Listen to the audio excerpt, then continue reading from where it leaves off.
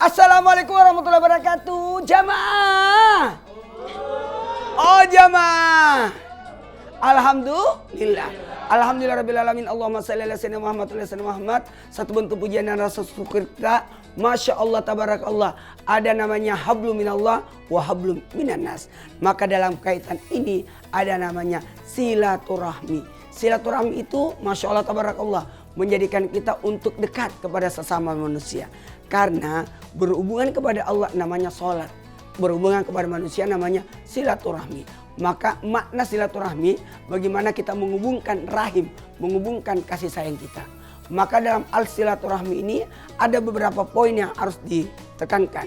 Bagaimana kita memberikan haknya muslim atas muslim lainnya. Ingat ada 5 kewajiban muslim atas muslim lainnya. Jawab salam, doain orang bersin.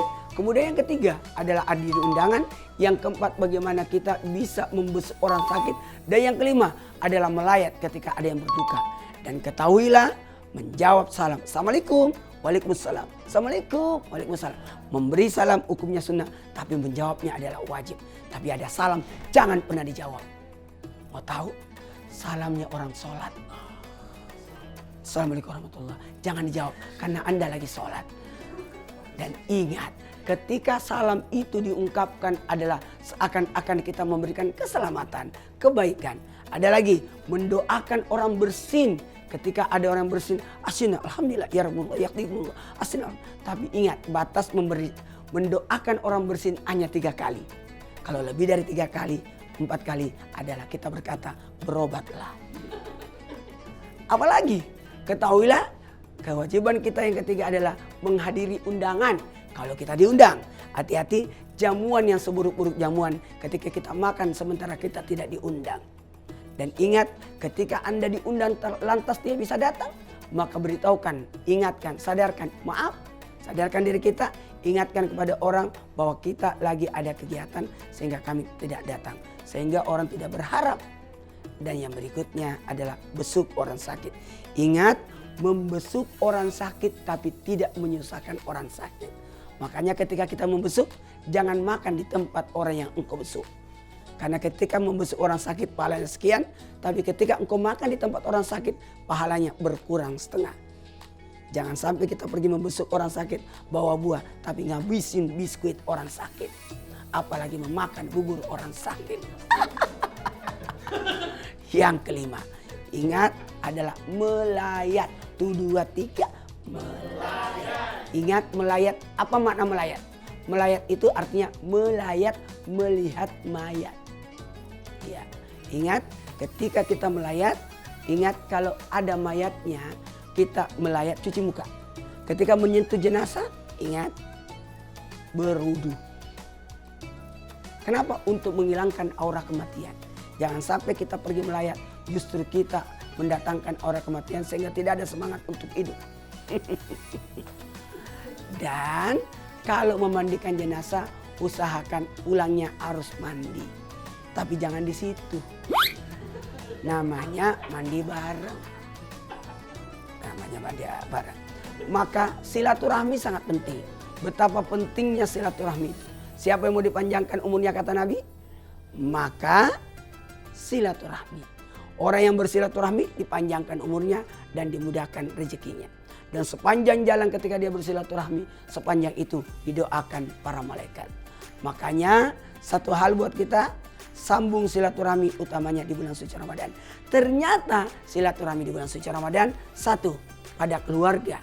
Ada sahur bareng, ada buka bareng. Bahkan ayo tarawih pun bagian daripada bagaimana kita bersilaturahmi. Ingat, silaturahmi dalam ibadah namanya salat berjamaah. Dan silaturahmi dalam ilmu bermajelis taklim.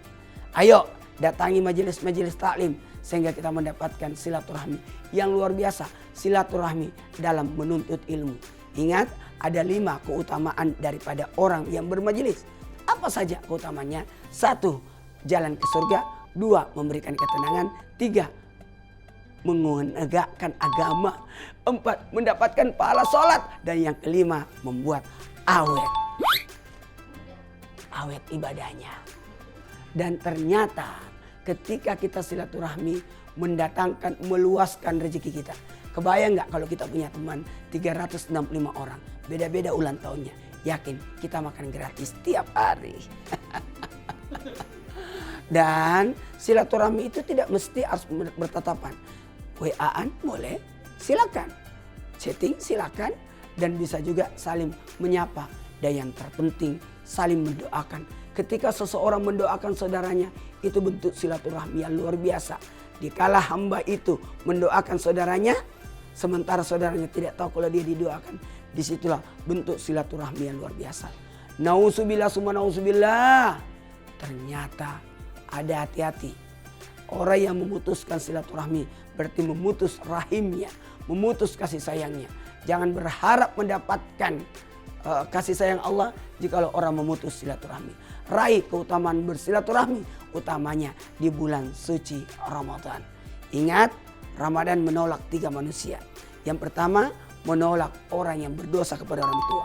Yang kedua, menolak orang yang durhaka sama suami. Dan satu lagi, ditolak orang yang memutuskan silaturahmi, belum saling menyapa. Ayo, raih keutamaan silaturahmi. Kerja keras itu penting, namun jangan sampai membuat kita jauh dari orang-orang terkasih. Karena ternyata silaturahmi itu mendatangkan banyak kebaikan. Assalamualaikum, waalaikumsalam, assalamualaikum, waalaikumsalam. Dan ingat, salamnya harus lebih banyak, lebih panjang, lebih baik.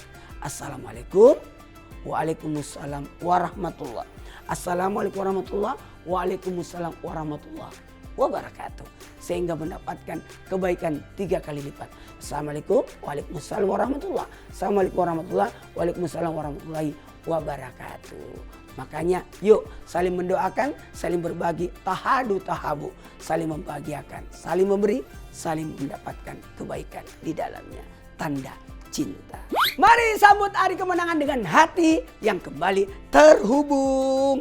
Dan semoga lelah hari demi hari menjadi jembatan kebaikan bagi kita dan keluarga. Salam satu aspal. Jamaah, oh jamaah, alhamdulillah.